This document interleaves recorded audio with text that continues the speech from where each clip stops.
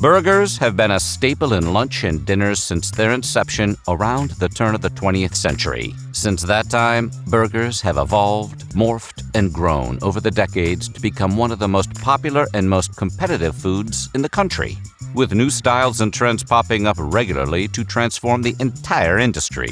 But what were all those decade-defining burgers? The ones everyone and their brother couldn't wait to order. Well, today we're firing up the grill as we cook up the most popular hamburgers of every decade.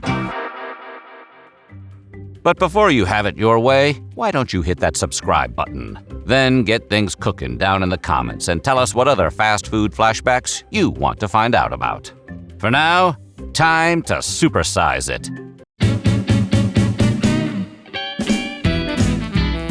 The beginning of the 1950s saw a veritable burger boom, as innovation and franchising allowed burgerdom to reach new heights. But the standout burger of the decade was clearly the McDonald's hamburger. McDonald's opened the doors on their first restaurant, which offered only hamburgers or cheeseburgers and the speediest service you could get this side of San Bernardino. Maurice and Richard McDonald revolutionized burger service with their new restaurant once milkshake machine salesman Ray Kroc joined up with the brothers, rapidly expanding and franchising. By 1958, McDonald's had sold 100 million burgers. Safe to say, if you were a burger fan in the 1950s, you simply could not get away from the juggernaut that was McDonald's.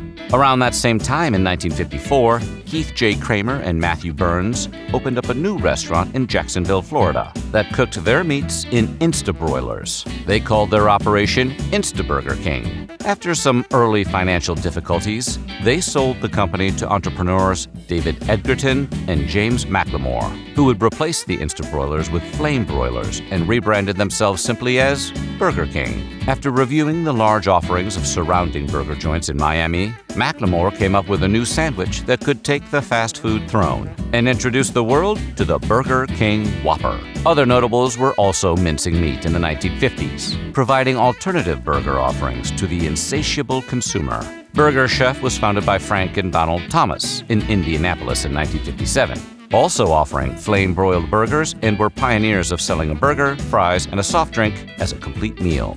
Burger Chef also introduced the kid-aimed Fun Meal, a precursor to McDonald's Happy Meal. Bob's Big Boy, a burger staple since the 1930s, was a family-friendly alternative to the rowdy drive-ins of the time, and gained some extra traction in the 1950s by offering double patties on their burgers, sparking many imitators in its wake.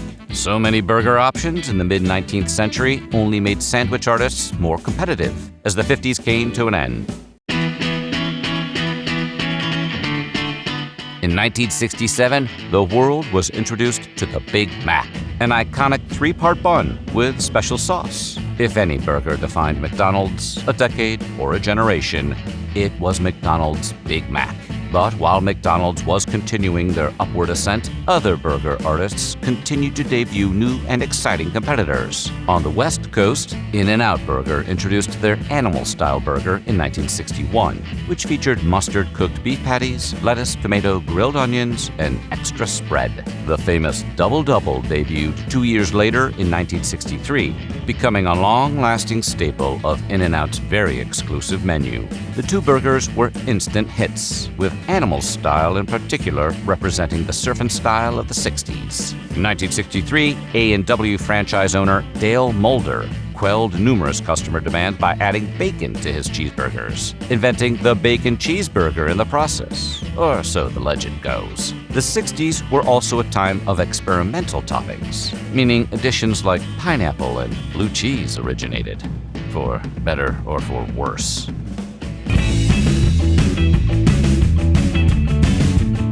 Rapid fast food expansion throughout the 1970s meant one thing: competition. The salad days of burgers were over, and it was time to get down to business. Mickey D's franchise owner, Al Bernardin, knew this in 1973 when he saw how well the Whopper was selling and wanted a big, beefy competitor for McDonald's. He invented the Quarter Pounder to offer to customers in need of a higher meat-to-bun ratio. using a frozen patty which weighed exactly 4 ounces before it was cooked. Assisting in McDonald's steady hold of the burger economy was their introduction of the Happy Meal in 1979. Now, impressionable children were asking mom and dad to go to McDonald's to get a burger, fries, drink, and the coveted Happy Meal toy, which only further cemented the brand's image as the poster child for burgers. But McDonald's was never the only game in town, and competitors only worked harder to keep up.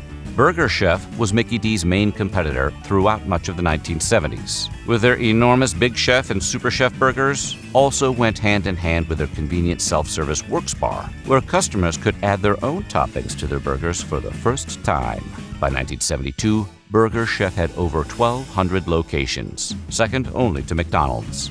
They wouldn't make it too far past the 70s before being bought out by Hardee's parent company in the 1980s. Speaking of Hardee's, they had opened a decade earlier in the 1960s but saw exponential growth throughout the 1970s, largely thanks to their burger specialties, the Big Twin and the Big Deluxe, and other double-sided grillers that were popular with their customers. Fairly new on the scene was a small, home-style burger joint with strange, square-shaped patties. Founder Dave Thomas called this place Wendy's when they opened in 1969, and by the time the 70s ended, they had expanded to over 1,000 locations. Notable for not cutting corners by offering patties in perfect right angles, Dave's single became a worthy competitor in the burger brawl, expanding to a double and triple before long, and eventually establishing themselves as one of fast food's Big Four. Advertising would play a big part in burger brand recognition in the 1980s, and flashy, innovative burgers were now necessary to stay ahead of the game. Easily the most defining burger moment of the 1980s happened in 1984, when Wendy's launched their "Where's the Beef" campaign. The inconspicuous ad, featuring 3 elderly women complaining about restaurants selling tiny portions of beef in deceptively large buns, was taking shots at the likes of McDonald's and Burger King by emphasizing Wendy's larger beef patties. But when that 80-year-old woman, played by Clara Peller, asked where the beef was, she inadvertently changed the way we think about burgers. Pop culture exploded, with the slogan appearing just about everywhere from shirts to television references for over a year, boosting Wendy's annual revenue by a whopping 31%. The phrase was even mentioned by Walter Mondale during a 1984 Democratic presidential debate. But down the road, McDonald's was cooking up their own innovations. Well, half cooking. In 1984, McDonald's introduced the McDonald's Lettuce and Tomato, or McDLT. It was a standard burger with mustard, ketchup, mayo, lettuce, tomatoes, pickles, and sliced onion topped off with American cheese, but with the hot and cold ingredients separated in a polystyrene container with 2 compartments. But we can't explain it nearly as well as Jason Alexander could in 1984. The new McDLT. Crisp lettuce and tomato on the cool side. The new McDLT. Cool crisp. The Golden Clown took a stumble in the 1990s thanks to the colossal failure of the Arch Deluxe, an adult burger that allegedly cost McDonald's between $200 and $300 million in advertising costs alone. Despite a second attempt at an adult burger called the Big and Tasty, Mickey D's was finally forced to cede ground to Burger King's Whopper, arguably the fast food burger of choice of the 90s. With both burgers selling for 99 cents at the time, customers had their choice of a bigger, better burger to bite into. However, the power of the mighty Whopper could not be denied, and the Big and Tasty was unable to run the gauntlet, being discontinued in 2010. Keen on pulling the youngsters away from McDonald's Happy Meals, Burger King introduced the Burger King Kids Club in 1990, featuring a cartoon crew of cool kids who really wanted you to skateboard to Burger King. The campaign was a big success, growing Burger King's sales in the early 90s by over 8%. If any burger trend defined the aughts, it was arguably the rise of both high-calorie and health-conscious gourmet hamburgers.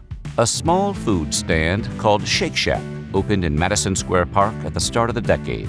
Their high-quality burger venture was so popular that they had a permanent location by 2004 and had franchises expanded throughout New York and Miami by 2010.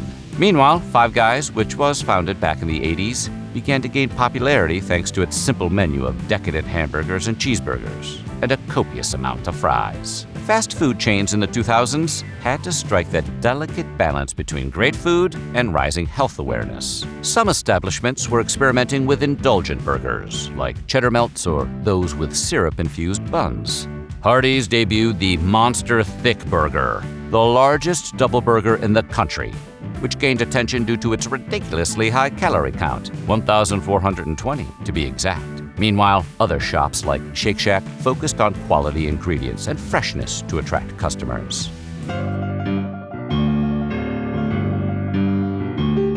Among other things, the 2010s saw burger joints try to court vegetarian and vegan customers by offering plant-based options. Burger King was the first to offer a 330-calorie veggie burger in their stores in 2002. McDonald's followed shortly after with their soy-based McVeggie in some locations, but both were met with a lukewarm response. But everyone was talking about Burger King in 2019, when they launched their Impossible Whopper. 100% Whopper, 0% beef. While most burger enthusiasts would thumb their nose at a plant-based version of one of the most iconic sandwiches to exist, many who tried it claim it tastes no different than the real thing. Despite complaints of it being cooked side by side with real beef, the Impossible Whopper brought new customers to Burger King and opened the doors for more non-meat offerings in the future. Taking a cue from an earlier success of Hardee's, Carl's Jr. reintroduced the world to the thick burger with the Most American Thick Burger in 2015, part of their extreme menu.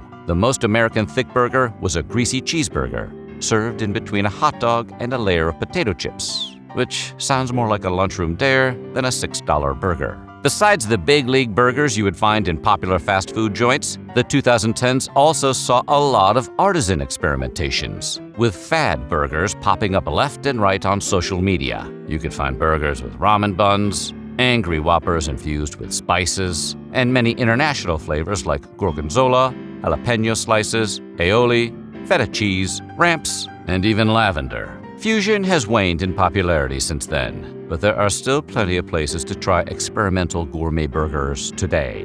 With tried-and-true burgers like those from Burger King, McDonald's, and Wendy's, and unique specialty burgers in local shops debuting every week, who knows what the burger of this decade will be? After all, there is still time to bring back the Arch Deluxe. So what do you think? What were your picks for the biggest burger of each decade? Let us know in the comments below, and while you're at it, check out some of these other weird history food videos.